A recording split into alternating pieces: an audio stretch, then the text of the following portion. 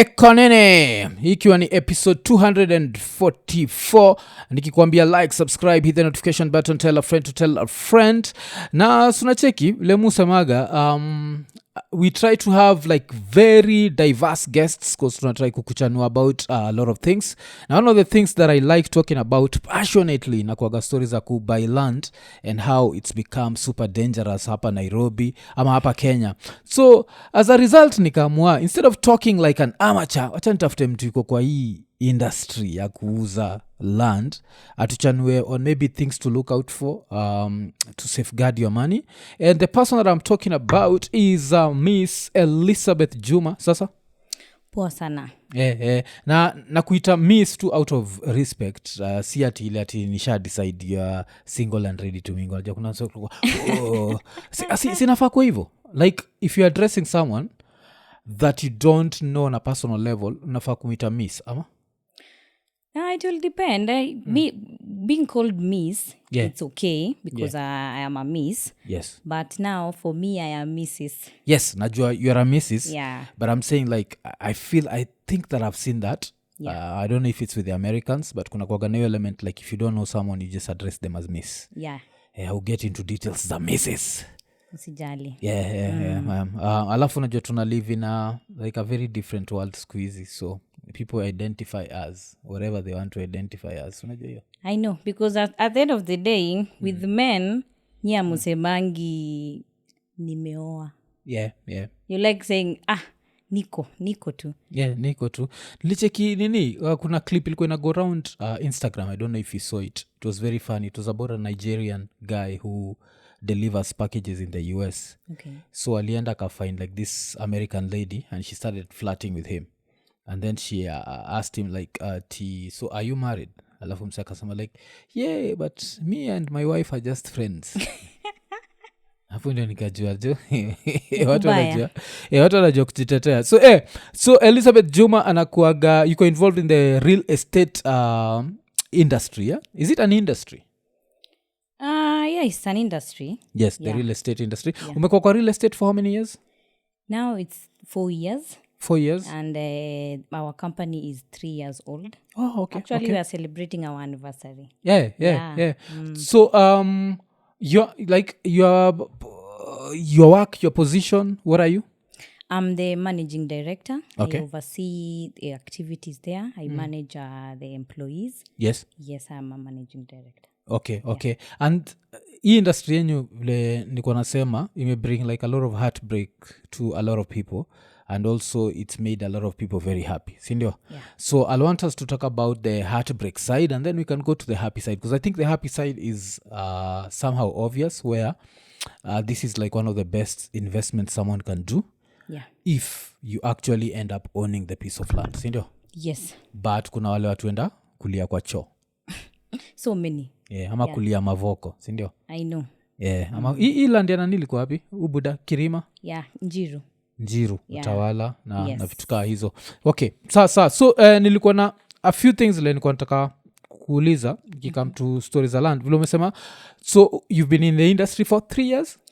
We are celebrating our anniversary. Yeah. This is 3rd year, but I've been in the industry. Yeah, I've been in the industry. Okay, so before that? Or before you started your own company? Yeah, before I started my own company. Where did you used to work? So let me now introduce myself properly. Okay. I am Elizabeth Juma. I am a teacher by profession. Okay. Na nikisema a teacher, I teach biology and chemistry. Yeah. Unaelewa chemistry? Yeah, naelewa. How was it? Mimi niko napenda chem. Bio no, not so Why? much. But I used to love chemistry. I just don't know that. Ilikuwa before the internet. Right now I feel like biology would be much simpler for me because I can just watch the 3D whatever's on YouTube and then ukiniambia left ventricle, right, I'd be able to keep up. So unamaanisha nikikwambia unibalansie equations unaweza nibalansie equation proper? If I revise it like 2 minutes before, yes I can. Without revising it? Without revising itakuwa hard. Mimi kwanza niachilie tu vitabu hivi. I was like but I used to love chemistry, mathematics. Those are my like favorite subjects. That's nice. I'm a chemistry and biology teacher. Okay. Still active? Very active. Oh, okay. Very active. Hata ukisema nikupe tutor lessons, but I will. Oh, okay. Or you have your children, unataka niko. Yeah. Okay. Kabisa. That's good. That's Yes. good. Okay. So I'm also a counselor. Okay. I do counseling. In business, I'm a businesswoman. Yeah. That is the entrepreneur, the real estate part. Okay. Currently now I'm in business. Yeah. Yes. Now I do business. And then on top of that, I'm also a mother. Yeah. Mimi niko na boys. Oh, you how old?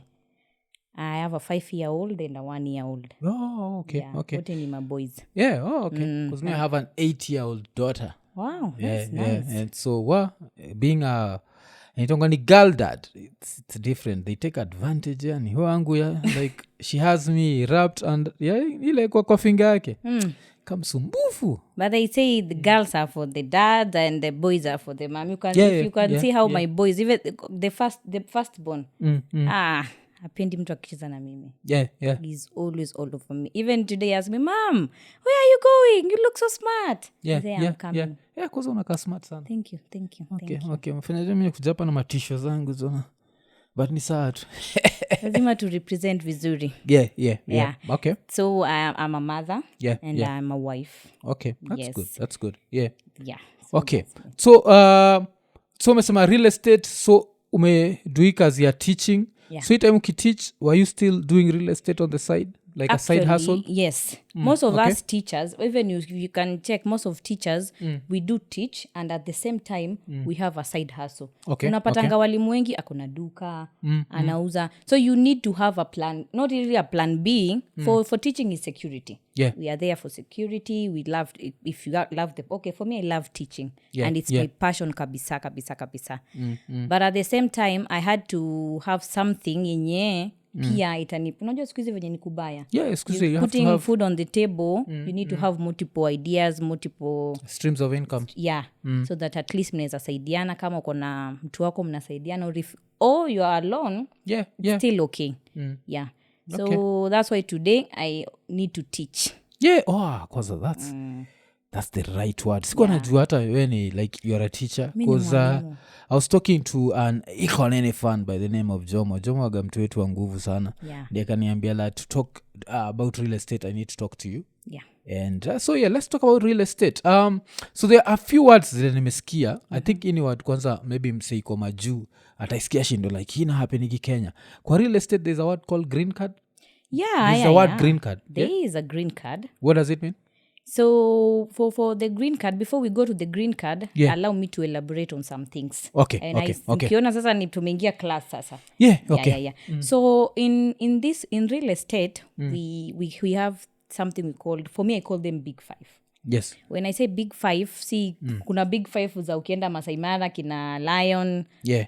Those elephants. So on my side, when I say big five, I say there is inland, there is the title deed. Yeah, title deed. Those are the big five are the things that you have to look for. There's a title deed. Of course, there's land itself that is involved. Yeah. So in the land itself, you need to check to know about the land, the buyer, the seller, if the land is genuine.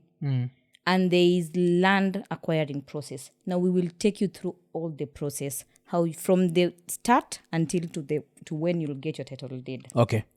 Yes. So title deed, nikikuuliza mafriku, title deed ni nini? Title deed ni kama proof that you own the land. Yeah. So it shows, it should show the location of the land plus the owner. Yes. I'm assuming the present owner, not the previous. Just the present. Yeah, yes, the present. Okay. Yeah. And does it also show the lease? Like, si Kenya bado kuna ile lease ya 99 years, ama? Yeah.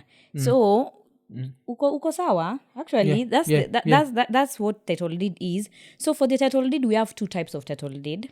We have the leasehold, leaser, and you have the freehold. The one we call the absolute. The absolute is the freehold. Yani hiyo ni ya forever and ever, it's yours. Yeah, okay. If you die, tunakuzika hapo. So it's allowed, you are allowed to bury someone in that freehold because it's yours. Yeah. But the leasehold, now you can't bury someone. It's not yours. It's for 99 years. Yeah. And after the 99 years, you now go back. You apply for a renewal. Ni kama tu license tu. Iki expire, venye license ya gari, unapewa for this time, iki expire, you go and renew. So izo leasehold, you go back and renew. Hizo mostly in Nairobi, ama? Mostly. Ama towns, mahali pali kuna town. Yeah, ni towns Towns, like na Kisumu, the The Nakurus, Nakuru, yeah. these Yes. the urban parts. The urban parts. Yeah. So and for the leasehold, if I can say, is kuna kuanga na land rates. Yeah. You pay.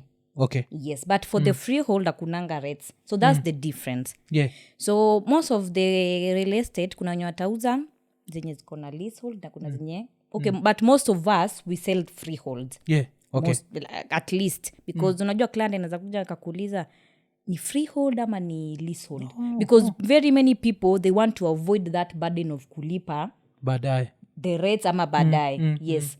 And like wanakoza kuuliza after those 99 years kwa kama siko msipo renew sinaweza chukuliwa. Those are the questions zenye waga they'd like to avoid. Yeah. So there are two types of title deed nimekuambia, the freehold and the leasehold. Yeah. So na chekijo any mode like yani mwalimu kabisa mpaka I'm writing notes. Now you have. Yeah, okay. Na ukikupita mwambie nirudie, I'll dictate properly. So for the title deed, a title deed, it's a proof, when you say it's a proof of you own this particular piece of land. Yes. So for the title deed, it contains, it's according to the Land Act number 3. If I'm not wrong, it's a number 3. It is in the Land Act. So the title deed contains the area, the approximate area, or the measurement of the land. Okay. A plot tunasemanga ni 0.045 hectares. Hiyo ni 50 by 100. Unasianga sa 50 by 100. 50 by 100. So 50 by 100 is 0.045 hectares. And acres ni ngapi? Ama hiyo si tunaita an eighth an acre. Yeah, this is an eighth of an acre. Eighth an acre. Okay. So kuna kuanga na different types. So kuna quarter, hizo kuna acre. So 100 by 100 itakuwa quarter. Yeah. Okay. So and kuna pia 40 by 80 for example. 40 by 80 is around 0.0308.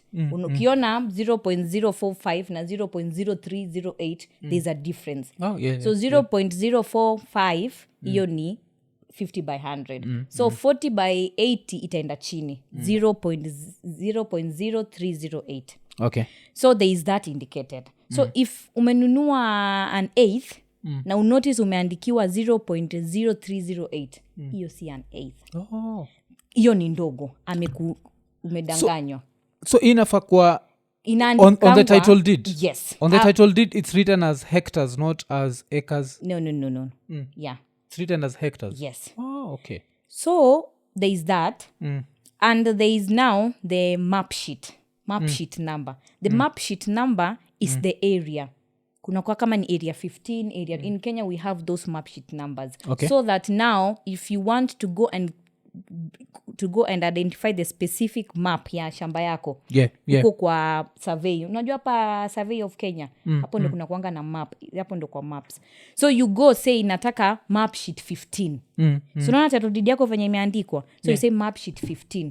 Then unangolewa sheet 15. Then utaona land yako, the area yenye imeoccupy.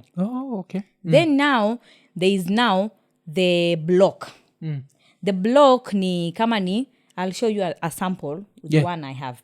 So like block 1 stroke the area now. Kama ilile watu wa MAVOKO is block 1 stroke MAVOKO, block 1 stroke Donyo Sabuk, kama ni Kisumu.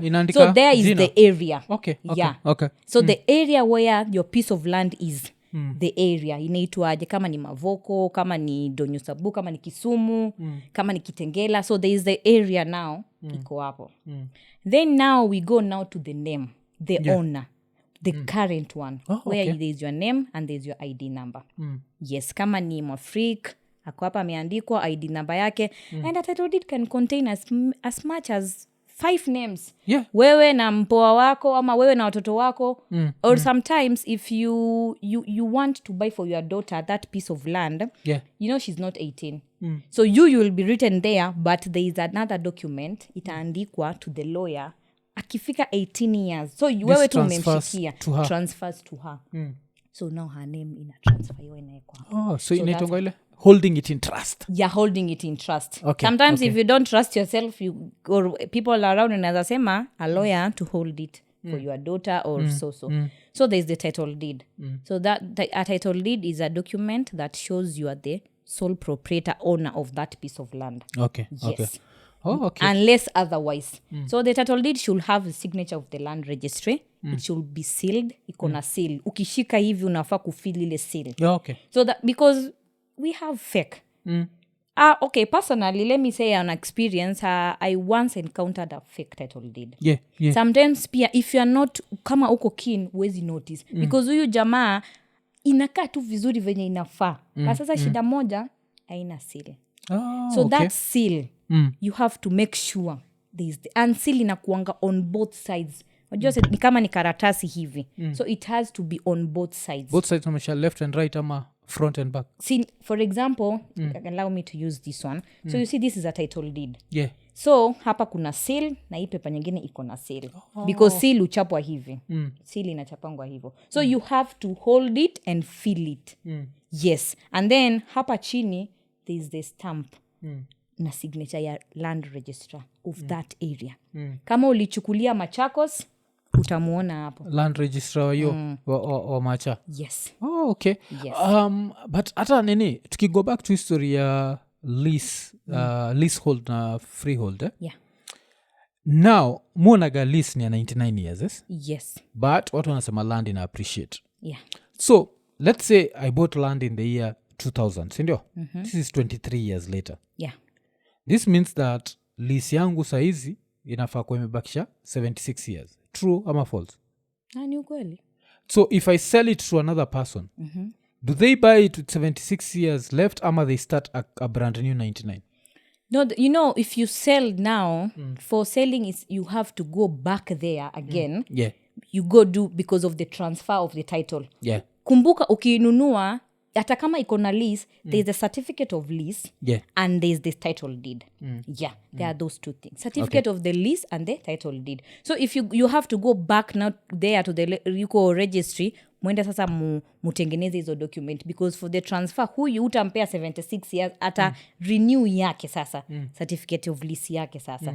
Ikuje paka na jina yake. So yake itakuwa 99? Itakuwa 99. Oh, so inamaanisha mtu sasa tuseme if mtu ako na title deed na lease yake imebakisha 3 years and they sell it to me, they can still sell it to me at the price, that original price.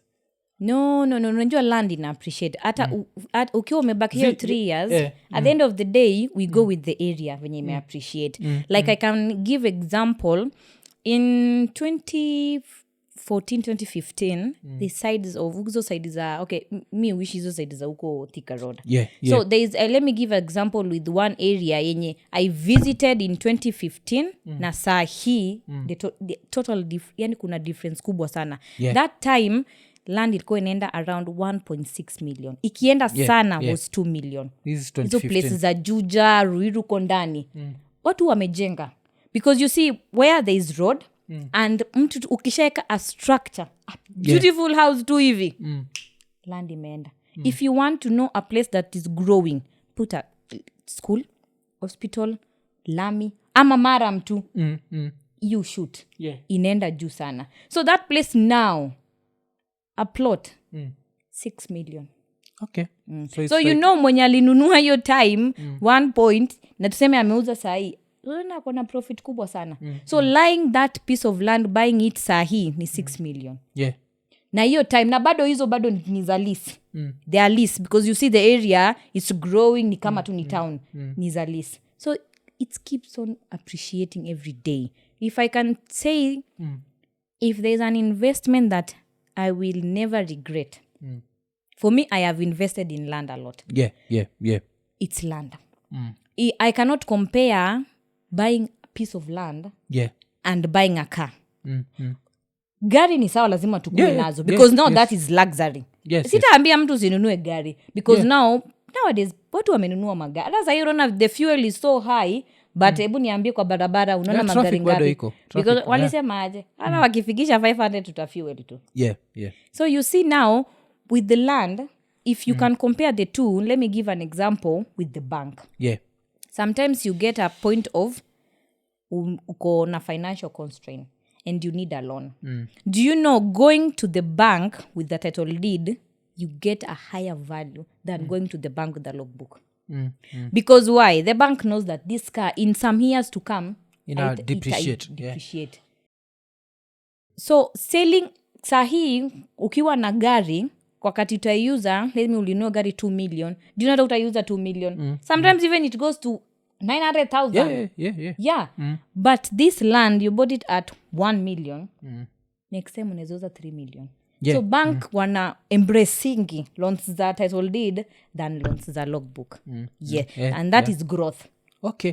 I think ile nikuwa try to understand ni how does the lease work. If I have a lease for 99 years and let's say niko na vampire blood, so 99 years from now I'm still around, what happens if I want to renew this lease? Do I still pay something to the county? Like because I remember, reason I'm asking this is when in 2007 the elections zilikuwa very emotive and one of the reasons why they were emotive is I think ODM walikuwa nasema if they take over wanaenda kuchukua lease za River Road, because River Road needs to turn into a modern part of the city. Like, so lease za hiyo time zilikuwa I think 99 years because zinaenda expire most of the leases and now the new government PNU in its side ikazirenew to 999 years. I don't know if you remember that. It was very controversial.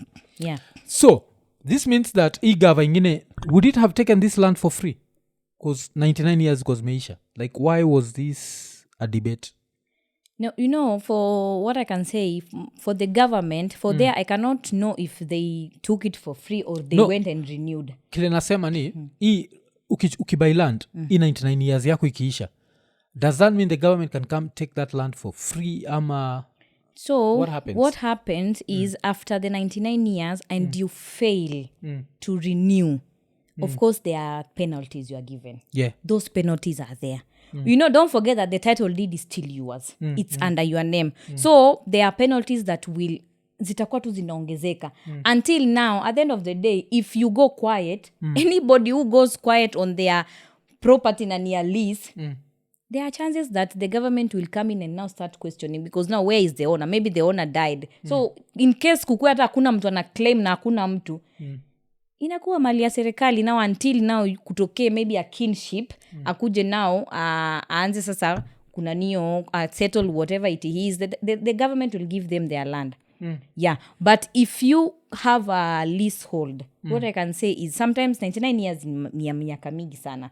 We cannot say ati sahi kuna 99 years sawa inaweza nifikia, but for those 99 years hata zikikuja kukaribia, there is wanaendanga unajiprepare for the renewal, because that certificate you have to renew. If you don't renew that certificate, there are penalties that will pile how up. expensive is it renewing it? It will depend with the area. It's different areas. Tuseme Nairobi, place ka Kilimani hivi Nairobi. No, I don't want to be specific. Niseme the specific amount. We're just looking at figures, because what I'm trying to understand is because it's starting to look like freehold na leasehold tofauti ni kidogo sana. No, tofauti ni kubwa. Tofauti ni kubwa kwa sababu si nimekwambia unajua freehold ukiwa nayo is just I don't need to pay anything, si ndio? You don't need to pay. Ni ile tu pesa umenunua kutoka mwenye amekuzia, and then the rest of it is yours. But ingine I also own forever as long as I keep renewing this. You keep renewing that license.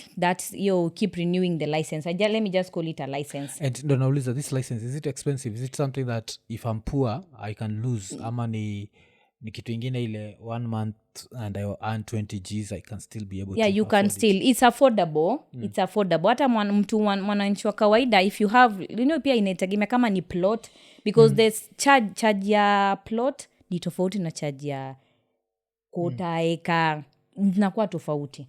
Because hiyo kitu inafanya na nini na pole, unajua vile nilikwambia mimi ni amateur kwa story. One of the reasons why inafanya na kuwa to some degree now worried about sasa not even about real estate, but it means that Nairobi will always be ugly, because it means that if you own this house in Huruma and this is the year 2130, we can still have those houses that have no light inside, because the government can never come and say, you know what, this area needs to be more beautiful than it is right now. So that's the reality. That's the reality. Okay.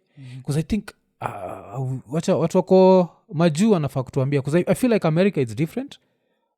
they can take Yeah, over your land and just like gentrification they can okay I don't know about that. That's interesting. Mi niko nafikia ati lease yako ikiisha unaanza kutetni sasa wana kijaka unatetni ati gava inaweza kama isemezi we are not renewing it, we want to do something different with this piece of land. No. As long as the title deed is yours, that land is yours. Okay. What is there ni lazima ni kama as a way unalipia. Let me call the rates ni kama tu ushuru tu. Yeah. But the land is yours. They cannot take your title deed. Hiyo nayo hawatachukua. But wakikata kurenew lease yako can they buy it from you? Not unless you want them to buy it from you. If you don't want them to buy it from you, pay your land rates. Okay. That's the akunanga shortcut kwa lease.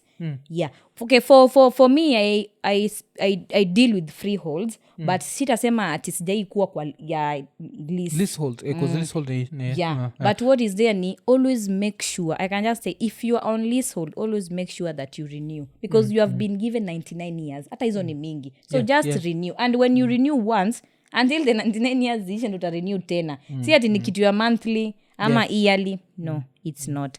Okay. So I was talking about that. Now that's the title deed now. Yeah. So the title deed, you are able to see if you are the owner, jina yako iko hapo, your ID. If you don't have ID number, passport can work. Yeah. You can put in your passport there. Or your company. Sometimes sio lazima ikuwe ni mtu peke yeye ndo ana own. Like you have your own company. Okay. So for me, I when I sell land and the title deed, I have my own company there, imeandika hapo jina yake. To know that ni ya kampuni. I don't want to sell land that is mine. Yeah. No. Inakuwa ni ya kampuni. Okay. So now we go to the second one, whereby how do you know a genuine seller? Yeah. Or how do you know that this land is genuine? Because now for you to have a title deed, you need to get the land. Yes. You need to go and identify the piece of land. So Africa, how do you know that I am a genuine land seller? Yes. Nimekuambia I am from EM Prime Lands and I sell land. Yeah. So as you mwenyewe unaweza jua aje mimi ni genuine? So far sikudanganyi. Siwezi jua. Tukienda tu pale tuko na wewe tu ile like it's a matter of faith and I don't know. And I'm not such a faithful person if it comes to believing in faiths. Yeah. So kwangu ni tricky. So how can someone know? So now this one comes down to the issue of, I'll just talk about the issue of MAVOKO and Kirima. Yeah. Just a little bit. Okay. Yeah, if you will allow me. Yeah. So now for you, if nimekukujia hadi tunajua venye sales tunakotua sales tunakuanga. Yeah. Niko hapo nimekuambia niko na shamba 50 by 100, there is electricity, there is water, there is, so nimekuingiza box vizuri. And then now you are like ni nataka na unanipea pesa na hivyo, and then sometimes unapata the piece of land is not there. So one thing I can advise people, if you have been approached by a seller or a company, first make sure you either visit their physical office. Jipeleke hapo, usichoke. When you go there, even it's good to ask for their certificate. Hizo incorporation, walianza business nini, itisha zote na uitishe original. Just go through them and check. Okay. Because at the end of the day, if I am from this company, si lazima nimeregister kwa the company's policy ya kuregister. Yeah. Si hata niko na KRA pin ya kampuni. Sometimes it's good, wanasemanga usijifanye kierere, but mimi nasemanga kierere ni mzuri. Kierere nayo ni mzuri. Jipeleke hapo. Go ask for them. Can I see your certificates? When ulianza kazi lini? Ask those questions. Nione testimonials mozia wangapi. Now from there you'll be able, ukishafika hapo. But sometimes they say you can go to a physical office na upate the next time umeenda wamefunga. Wamefunga. Kuna kwa hiyo like nowadays vile Nairobi kuna so many empty places kuna watu nasikia gauli paga mauchi. So wanachukua ka building fulani maybe pale hapa hill, wana city stickers zao. Wanakuja na kuinvite you chill, and then ukishaenda ukishuka wanashuka na wewe. So I think maybe if you can do random visits, ile wamekupatia like kuja hii siku, alafu maybe go a day before. Good. Or a day after even after you've met them, you can do some random visits ile hujawapigia. By the way, be like a ghost. Umepewa appointment ya Tuesday, usiende hata Tuesday. Kwanza hata nyamaza. Tokea tu siku yenye uko tu. You abruptly go there and now go check. Yeah. And when you are there, if you find they are there and it's unannounced, ask for those documents, because you'll be able to know this company has been in this industry in operation for since when, and those hands are the best. Wakona pin kwa sababu mtu analipanga KRA pin either way. If you can have, kama uko jeni unasema naweza pea KRA pin yangu na naweza walipa, at the end of the day basi you are in business. So when you are there, after that, go for a site visit. Go for a site visit, ukajione. When you go for a site visit, si umeona shamba ndio hii.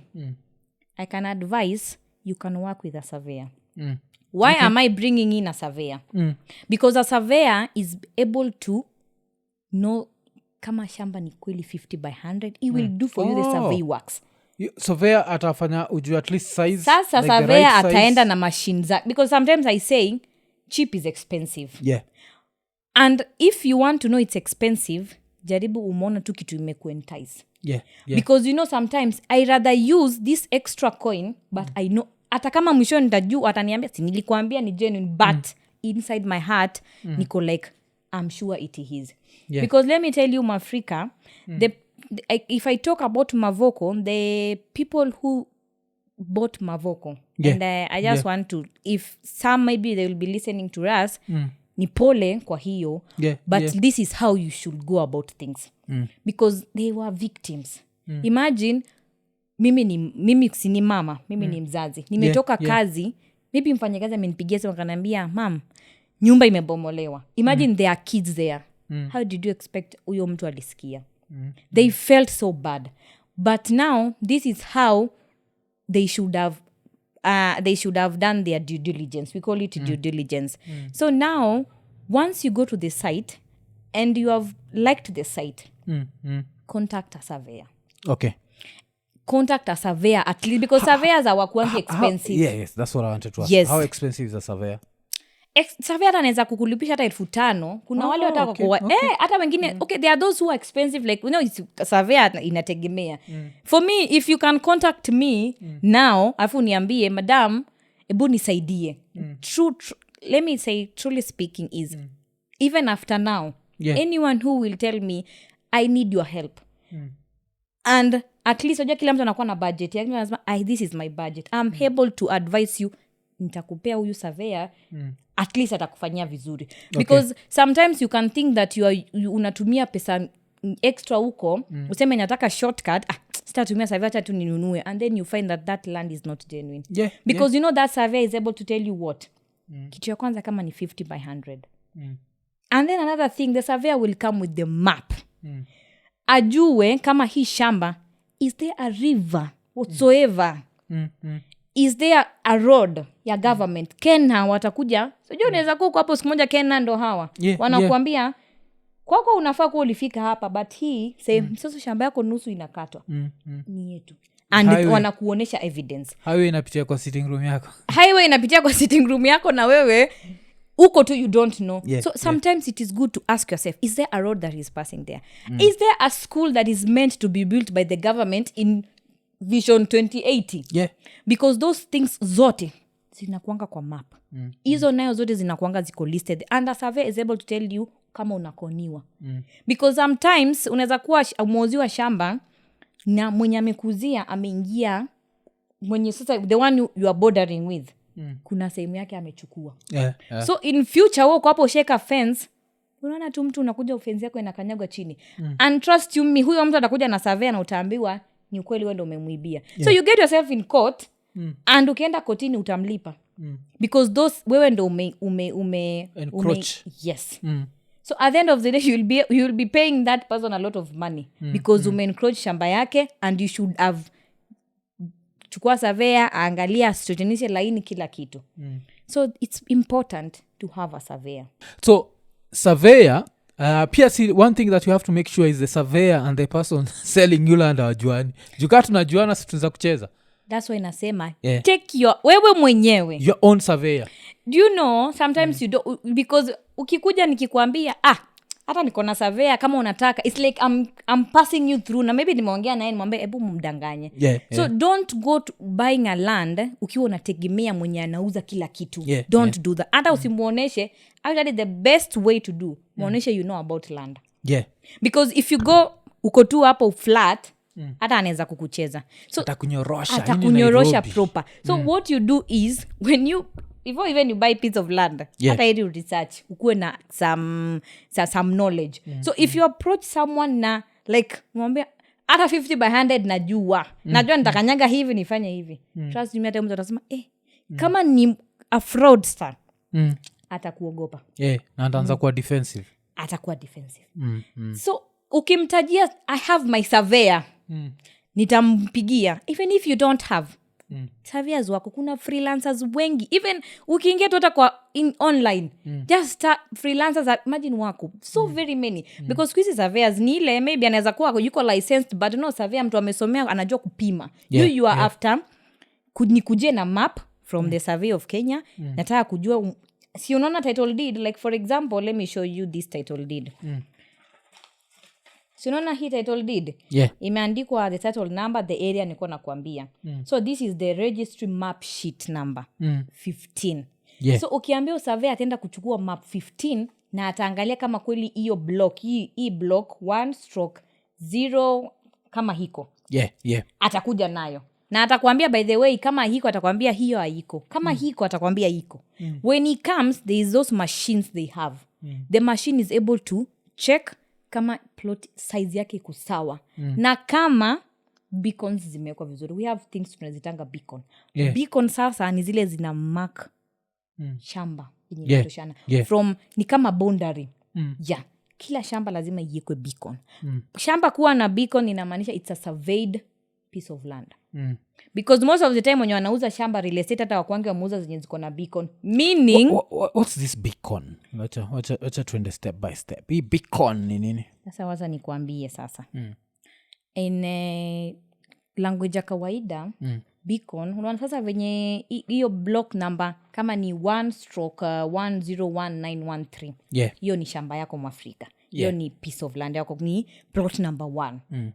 So beacon ni landmarks zinaekangwa for hiyo 50 by 100. 50 by 100 has to have 4 beacons.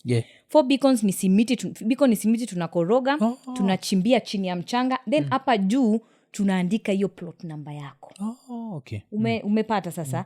So zinafaa kuwa 4. 4 kwa kila kona. So 1, if you are buying a piece of land, na hao watu like hao watu wa real estate wamekuambia shamba yetu is fully surveyed, sijui nini, if you go there ukose kuona beacon, ujue shamba haijasurveyiwa. Damn. So that's the first thing nafaa kuangalia. That's the first thing ni beacon. Alafu angalia kama it's beaconed. Uangalie kama imekuwa that. Ukiona beacon inamaanisha kuna surveyor alikuwa ground, akapima, akakatakata, na kama hamwezi kosana. Na kama kuna beacon, lazima kuna barabara imetengwa. Because every piece of land unauza, there is 9 meter road. Inafaa kuwa. Kama ni, let's say, it's a square, kuna plot za hii side Mwafrika, hizo ni plot side yako, mi kuna plot zangu. So lazima kukuwe na barabara katika hizo plot. Ya kuingia kwa nyumba, ya kuingia kwa your piece of land. Na hiyo barabara lazima ikuwe 9 meters wide. So huyo surveyor wako atakuja kuambia kama it is 9 meters wide. The standard so inafaa kitu kadogo hivi najua hapa nachezwa. 9 meters inamaanisha gari mbili zinaweza pishana properly. Yes. So kakiwa kadogo utajua kuna mahali kumefinywa. Kuna some estimation haiendi poa. So something somewhere is not right. So I'm saying you have beacons. You also have, if it's a area na ni kubwa na ni plots mingi, there has to be a road. Some even have 2 roads with the different sides. Kwani utaingia kwa nyumba yako, plot yako utaingililia wapi? So ukiona plot mko hivi na hakuna njia, unaona there is something is not adding up. Unachezwa. So if you go to that piece of land and you find beacons, jua wenye wanakuzia kitu ya kwanza ni watu wanaelewa, because surveyor alikuwa hapo. That land is fully surveyed, beaconed, na everything is okay. So alafu nikipata beacon bado inakauka, ni hapa nachezwa, si ndio? Beacon beacon na kukauka hizi kauka. ka bado inakauka inaonyesha imetoka tu kuwekwa kabla nifike. Si hapo nachezwa. Hapo unacheza kwa sababu sasa maybe uliuliza mbio wakakimbia wakaeka. Wakaleta because no simiti lazima ikuwe imewekwa mpaka so na venye simiti kwa hiyo namba imejiandika vizuri hata ufanye nini haiwezi futika. Yes. Si unasema nikipata kila kitu ni wet. Ukipata ni wet now jua kama that land belongs to them. So we have said make sure you have a surveyor. Yeah. Another thing, and your own surveyors, not the surveyor provided by the seller. Not usijaribu. And another thing I want to say is make sure they are selling their own piece of land. Okay. What do I mean nikisema hivyo? I mean, unaona sasa mimi Elizabeth nikikuja Mwafrika nikwambia nauza shamba na nauza through my real estate company that is EM Prime Lands. Na ukuje upate hiyo shamba imeandikwa Elizabeth. I'm not selling my own piece of land. Nauza shamba ya Elizabeth. This is EM. Nimekuleta kama EM ununue shamba lakini title deed imeandikwa Elizabeth. Meaning nauza shamba ya Elizabeth. What if huyu Elizabeth hauzi in future hauzi ama akuja asema anataka shamba yake. So now that's what happened with MAVOKO. Okay. Because now you have to make sure this piece of land, if it's a company, it is them. Ni kama ukiona wanauza shamba ya mtu mwingine wao ni broker. Because why am I saying this? Sometimes it happens like this. Wao wakiuza shamba ya, for example, wakiuza shamba ya Elizabeth hawajamalizia Elizabeth pesa. So na wameuzia Sam. So in future maybe kiumani hizo plots zikose kuisha. So unajua sasa yani unaweza dead stock. Alafu sasa siku moja mimi huyo Elizabeth aamue kama atawahi kunimalizia pesa nataka shamba yangu. So unajua sasa mwenye alinunua atapata shida. Because now huyu mwenye alikuwa katikati anaweza toroka. Sasa atasema mimi niliuziwa shamba na this company. Lakini anasema mimi sikujui. And you have the right kutoka kwa shamba yake because that Elizabeth has the mother title. There is something we call the mother title. The mother title ni title ya wana kama ni 1 acre. And then you subdivide it into 1 acre has 8 plots. Kila plot iko na title deed yake. Lakini sasa if you have not finished maybe payments na ule mwenyewe na bado yana na mother title, do you know there is nothing you can do? Oh damn. Okay. Sijui kama niko allowed kutumia the language used on Iko Nini. Pole. I hope none of your students is watching. So inamaanisha if I have the mother title, si ndio? That means I own all this piece of land. The main mimi ndio kwa na own the big piece, si ndio? Alafu sasa tunai subdivide kuna hizi small titles, si ndio? Kama sijalipwa neza sijalipwa pesa yangu yote, I can still reclaim my whole piece of land and be like this is since hajamalizana na nyinyi na mimi nyi kuendeni. In other words vile si usemaga kwa Iko Nini anazaambia muende kajitombe poleni jo. Oh damn, this so, is you see okay. So in other words just deal. So now it's easier to deal with this person with the mother title. You see when I say ni unaona ukienda kununua shamba. Ukienda kununua shamba kama mtu amekwambia it's a company or it's an individual amekupeleka kwa shamba and you see there are so many plots it's a for us we sell big piece of land and I subdivide into portions.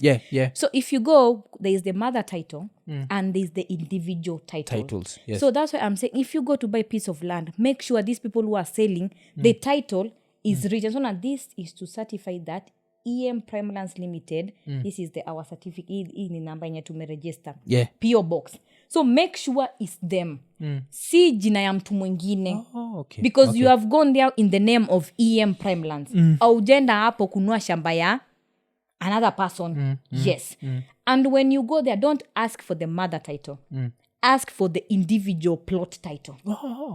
Okay. Because the mother title ni ya shamba mzima. Now sisi tukiwa na mother title tunaendanga tunaibadilisha tunatolea kila mtu plot yake, kila plot na title yake. Maybe hapo ndio place ku understand. So kuko na the mother title, si ndio? Sasa mimi mkishanipatia my individual title, si ndio? Let's say this land had been subdivided into 8 parts. If I've already paid for my 8th, hata ukikosana na watu 7, me I can still keep my land. No, huwezi kosana na watu 7 kama the land is genuine. if it belongs to one company now kwa title deed mother title imesema that one company you are only liable to the company. Kama mmemalizana payments the land imewekwa kwa jina yako hiyo an eighth ni yako na ni yako na ni yako. Okay, sawa. That's what as long as the individual title imeitana na jina yako hata ukosane na majirani wako land ni yako. Hata ukosane na mtu wa mother title hakuna kitu anaweza fanya. Hakuna kitu anaweza as long as umemlipa everything na mka transfer. There is something we will talk about it later. Transfer title deed. Yeah. Okay. So hapo sasa tutafika tu. Yes. So you see now when you go there the second thing I was saying is make sure that land belongs to the one who is selling it to you. Kama ni mimi nakuuzia sifai kuuza shamba ya mamangu. Ukiona jina ya mamangu utauliza kwani mamangu wako wapi? Maybe mamangu amekufa and I'm trying to con my siblings. But sasa does this become tricky because you know it depends also there are people who are super rich who will never maybe show up kwa na wewe. Let's say Uhuru's grandson. Uhuru's grandson haizi kuja on ground kunionyesha hii piece of land ni it's me selling it. So what happens in such situation? Some of these situations are very rare, sindio? Yeah, they are very rare but in such situations now that's where tutakuja kwa ile kitu inaitwa green card. Okay. Na search. Kuna vitu mbili and those are the key ones. Green card na search. Hizo ndio zitafanya usilie hapa mbele. Hizo ndio zitafanya usilie because when I say you know the people of Mavoko and Kirima if you can what ulisikia Kirima juzi because you see when the Kamau the Gerishon the late aliaga is it 2001? Yeah. So you know since then because sometimes you can ask yourself kwani huyu mtu na they started building 2003 I think ndo walianza. Kwani hiyo time yote hawakuwa wanaona something inaendelea yani watu wanakuja wanajenga unaweza jiuliza hizo vitu zote.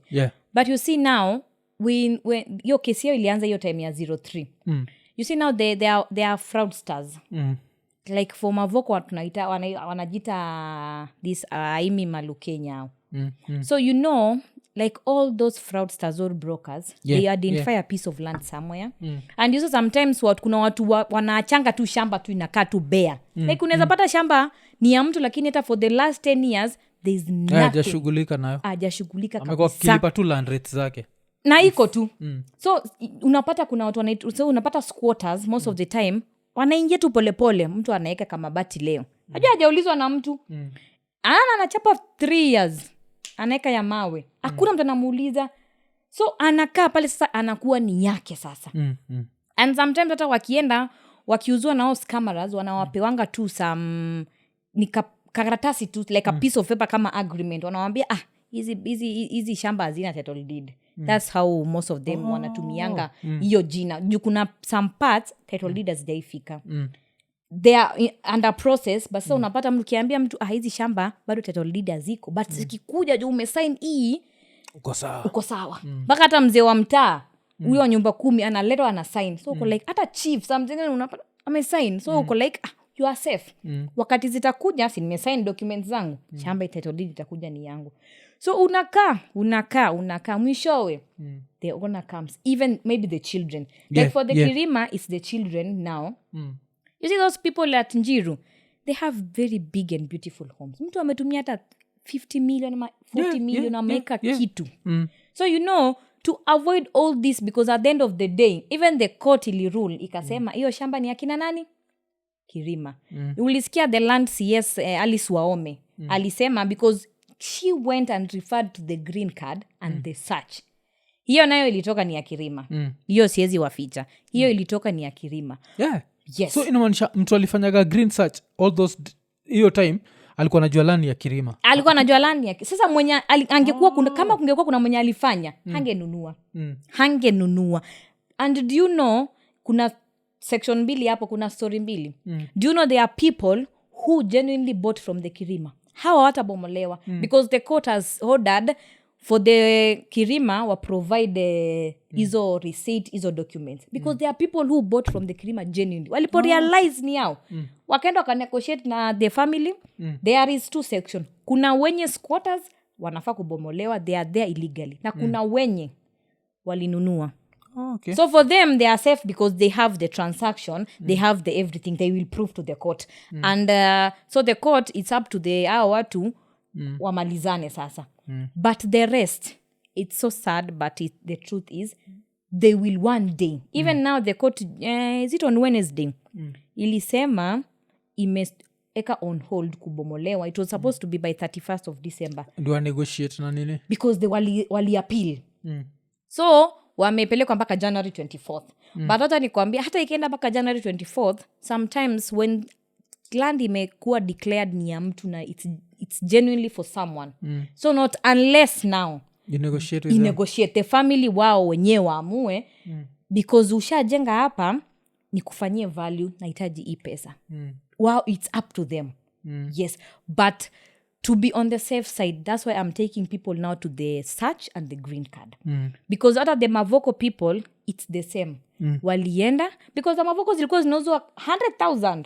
Ebu niambie place kama hiyo umepoa 100,000 because it was even as low as 100,000 you could get a piece of land. But so when the deal is too good, please think twice. Yeah, if it is cheap, jua kama itakutan ku expensive ama it's genuine. Because you know, to avoid that, because watu wa MAVOKO, they from kutoka kitambo kama mtu angefanya hiyo search ama angeenda kupull your green card, hiyo shamba it belongs to hiyo East African Pipeline Company. Yeah, it belongs to them. That's their land.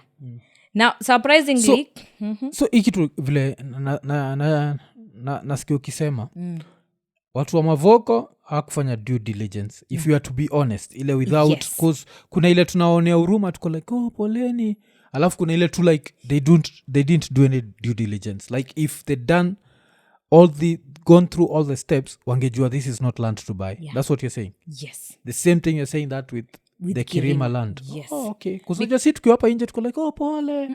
Do you know Africa, those people who are selling the land to those innocent people and calling those innocent children and mothers and everybody, they were scammers.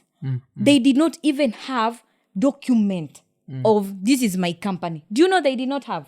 Even there is one who was saying, a victim alisema alijaribu hata kwenda kuwatafuta venye aliona kuna bomola kutafuta ofisi zao. They don't exist. They don't exist.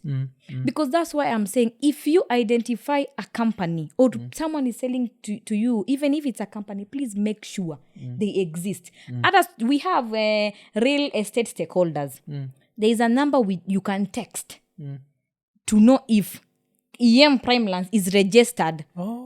Because you know, for you to be in real estate, you need to register huko. Do you know why? Because unaona hawa ndo wana regulating vitu za real estate. Because at the end of the day, they will know company ni scam yenye sio scam. Yeah. Alafu jua pia scammer anashikwa na hasira haraka. Niko sure scammer ukianza kumuuliza, si unionyesha certificate of registration? Si unionyesha atakuwa acha kama utaki usinunue. Atakwambia unanifunza kazi yangu. Atakuwa anakuambia hivyo. Sometimes they go even high. But if it's someone who's genuine, hata shtuka. Hiyo kitu hata shtuka. Atakuwa cause understand you're trying to protect your money. Na yeye mwenyewe pia lazima jiprotect, so both parties have to be. But a scammer does not care about you, so of course they won't want to show you any document. Utakuwa kama utaki acha. Kuna watu wengine wanataka hii piece of land, wacha tu niuzie ule mwingine. And they are very arrogant. They are very, you can even your body itself can sense someone who is not genuine by the way they talk. If you go to an extra mile of questioning their intelligence. Yes. So what I'm saying is, for them, if indeed they could have, but sometimes pia nasema makosa mingine sio yao. We cannot blame them. For me, by the way, I don't blame them because I sympathize with them, because whatever was done to them, I could not wish it to you or me. That's why I was saying, imagine unatoka tu kazi ama uko tu kazi unapata tu simu umepikiwa. Do you know utachizika? Where will you start? Najua watu wengine hawana hata ushago. Because some people don't have a place to run to. I remember when COVID came, let me just give an example of myself. When COVID came, watu walikuwa wanaogopa COVID. Hata Afrika tungekaa hivi na wewe. Tungekuwa tu tuko. Najua. I remember hata kuna time tukongo tunachukua sanitizer. Ukiingia supermarket ungevaa mpaka gloves. Because unaogopa kushika ile trolley. Because it was so ugly. That time when we called him mtu wa corona. this minister of health hiyo time wenye alikuwa Mutahi Kagwe. You know, every time he was going to announce, we could be glued kwa TV tuko like tunataka kuangalia wamekufa wangapi, ni area gani. Then kulikuwa hata na lockdown. So when that lockdown ilikuja, kwenye tuko tunaishi, everybody flew. Nikaangaliana hivi na mpoa wangu, tukaulizana sasa tutakimbia tutaenda wapi? Uko like, because people don't have ushago. Yes, and if you have ushago, maybe utaki kuenda huko ushago because you know pia ushago iko na majukumu zake mingi. So uko tu hapo. So we were in the place tunakaa watu wameenda. Like every day was like a hell. Unaogopa kwenda supermarket. Ukienda supermarket sanitizer zimeisha. They are sold out. That's why I'm saying, you know, these people, mtu umekuja umebomolewa nyumba, haki ujui uanzie wapi. Aujui utaenda wapi. Ujui utaambia watoto kesho watakula nini. You just put up a structure ya mabati ama ya mkaratasi. So I sympathize with them because what I say is the government, and this I will say it, the government should sensitize people about this land process, this due diligence. Sometimes that wanafaa weke hizi vitu kama search bure. Zisikue si za kulipiwa. You just, because you know, at the end of the day, as much as I want this piece of land, kwa mtu anasema aki nilikuwa budget yangu ni hii, so nikianza kwenda kufanya search, utapata hiyo, because search ilikuwa 2000 ni 2000, sasa imepandishwa ni 2000. Search size ni 2000 and wameweka new ni 2000. Alafu hii search yangu nikitaka nikuwe fully independent of the seller, is that possible ama the seller has to help me out? No. Don't tell the seller to do for your search. Hiyo pia wewe unaenda unajifanyia mwenyewe. Nenda huko Ardhi House, tafadhali nenda ujifanyie search. Because ukiambia mtu akufanyie search, si unajua search ni karatasi. This is the original. This is the original copy ya search. Original search and a copy of the title. Hii ndio search inakaa hivi. Si unaona hii? Mtu akanifabricate. But sasa shida ni unaona, hebu shika hii ile seal niko nakuambia. Si unaona imewekwa seal ya land. Hiyo sasa ndio seal. Hiyo sasa yenye atakuleta, but because maybe you might not have the idea of seal, akikuletea karatasi kama hii, si utaamini na imejazwa. Yes. So this one, go wewe mwenyewe, uko Ministry of Land kwa the house, nataka search. Utalipa 2000 shillings. Utapeana a copy of the title ndio hii, because you need to have a copy of the title deed for you to do the search because of these details. Then watakutolea search. Now, hapa kwa search, the search will be able to tell you if the land is freehold. Freehold tunaitanga absolute. If the land is lease. If the land has any, tunazitanga aje hizi encumbrance hizi. Kama yani kuna kesi kotini. Ama kuna familia imeblock hiyo shamba isiuzwe. So zote zinakuanga hapo. So search helps you to know if that person mwenye anakuzia shamba ni shamba yake. Ama ako co-joined na mtu mwingine, na huyo mtu hakuwa hapo mkiuza. So it gives you the idea, the everything. And it is 2000. It's very important. And this 2000 can save you millions baadaye. It can save you millions. Because you see, like I was saying, for the MAVOKO or the Kirima, when it's like government ikiweza toa like a program, something tu ya kusensitize watu. Because you know, for you to have this search, this green card, lazima pia uko na pesa utapeana. Utolewe. So for me, I felt like if these people had the knowledge of the land processing, easy ma green card, easy ma search, easy kujua kampuni kama iko registered, hawangekuwa hapo. It's our duty or the duty of the government to make sure that these innocent people, please, wamepata hiyo masomo, wamefunzwa. It's for free. It doesn't, because you know sometimes the government inapuuzanga vitu hizi ndogo ndogo, you know, dealing with the big issue. But unaona tu ndogo ndio tunakujanga kufanya watu walie. Like you can see now floods. Tumengoja pesa haijarilizika. You see people are dying. Because you see floods, there's a joke that I saw on the internet, majuzi, and I've heard this joke even before. Kuna hata bestetu moja suaga naye hapa anaitwa Ian anasemaga, the best time to buy land, it's when it's flooding. Because that's the time utaenda ujue kama unauziwa mto ama unauziwa land. Ni ukweli. Yeah. Hata si it's not even a joke. Yeah. It's a real educative thing. Do you know unaweza uziwa shamba kukiwa kukumekauka vizuri inakaa poa sana, it's beautiful, koja kunyeshe ni mto imeflood kabisa because why the geographical features blah blah akukwambia it's flat akukwambia hii shamba si ya kujenga because unajua ikiwa imeflood hivyo it's not good kujenga. Maybe it can be good kupanda kama mchele vitu zenye zinapenda maji lakini unajua kama ni mali unaenda kusettle, tafadhali ukiununua shamba pia mwambie mwenye unanunua nataka shamba ya kujenga nyumba yangu permanent, nataka shamba naweza, because sometimes unaweza enda kununua shamba hiyo unaenda kupanda hiyo watermelon kumbe hiyo mchanga it doesn't do well with watermelons. So even check the geographical features or yani the area, what does it nini inafanyanga well in that area. Is it if you want to do agricultural. Usiende hapo uanze kusema unapanda mahindi kumbe mahindi na hiyo mchanga hai support. You have to know that. You have to ask. Na hizo zote utauliza. Sometimes hata unaweza kosa kuuliza mwenye anakuuzia but unajua area kuna kwa na majirani. Siku moja nenda tu kwa hiyo shamba amekuonesha kwa tu jirani umuulize. Nikuulize. Hapa naweza panda kitu fulani. Maybe alikuambia inaweza, atakwambia wengine wafichangi hapa hii haiwezi hapa. They will be able to tell you and they will educate you sana. So now we have this search. So for search you go there to the Ministry of Land, mostly hapo Hardy House unaweza enda ama kwenye tu ama anywhere. Hauwezi fanya online? No. Okay, so that means that if I am in the diaspora I have to get someone on ground. Ama upate mtu huko kwa hizo places za huko kwa registry akufanyia kuskania kutumie. You can be connected.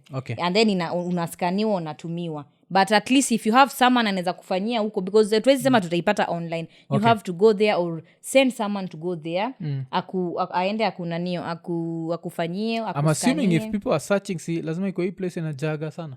No, kweli nao inajaa because but kwa kuanga wengi search they are done every day. It's not hautakaa sana kufanya search.